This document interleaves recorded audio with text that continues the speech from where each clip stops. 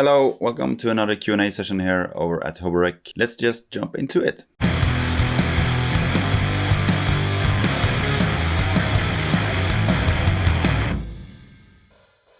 So the first question is from a member of my Patreon, and the questions I get there, I'll always promise to have a look at them first. There's not too many people on there yet, so if you want to, you can check it out. But this question is from Sören Sakari.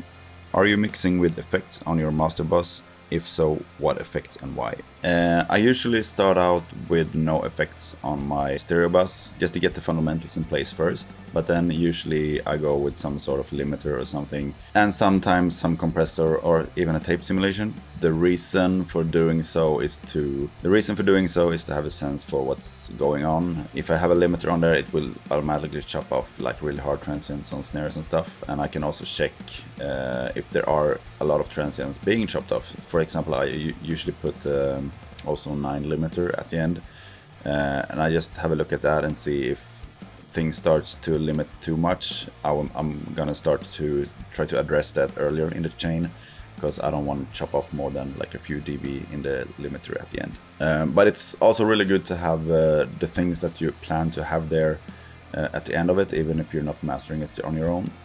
It's good to have it on there to see how it affects everything, because if you plan to put stuff on your stereo master bus, it's good to have it early in the process, because that affects how you're gonna make mix decisions. Next question is from Mikael A. Hey man, beginner mixer here. I've been trying to record with my bass and rat into my DAW.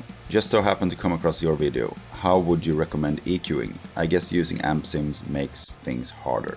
No, I wouldn't say amp sims would make things harder. I mean, you have the rat. The thing you can do is, if you have a DI box, you can split the signal. So you have one recorded signal with the rat and one clean signal. The clean signal can be good to have for the lower frequencies, so you don't mess up. So you get a clean low end with no overtones, and then you have a controlled mid where you have the distortion. And for EQing, if you follow the tips I did in that video, just want to clarify that what I did in that video is nothing that I do like every time. It's just an easy way to really easily control your bass guitar tone if you do heavy distortion. But when I do so, I usually split it up in at least 2 signals, regardless if I have one clean signal or just one with distortion on everything. After having those 2 signals, I usually address those 2 to a bus, where I put on some sort of EQ. And my favorite EQ to use on distorted bass is if I have a Pultec-like plugin. I use the one from Black Rooster Audio. It's really good. On the mid EQ, the MEQ5, you can boost 1.5K. You can boost that, and then on the lower one, you can boost 1K. And if you boost both those, you're gonna get some really cool, like, grit and dirt to the distortion. Sometimes it can be too much, but it also works on distorted guitars if you want a more raw sound. Next question is from Antonio Claudio Palou. Sorry if I mispronounce the name. What preamps used on the recording? And this question was from a video where I compared different polar patterns when recording guitar and vocals. For the guitar, I used the preamps on our mixing console in the studio, which is a Harrison 32C, I think. Yeah. And for the vocals, I just went with an old interface I had laying around at home. It's an old Steinberg audio interface, just 2 channels. Nothing fancy, but it works. Next question from Thomas Hudson. Great vid man, I'm waiting for the M1X. So, do you use Cubase in the studio too?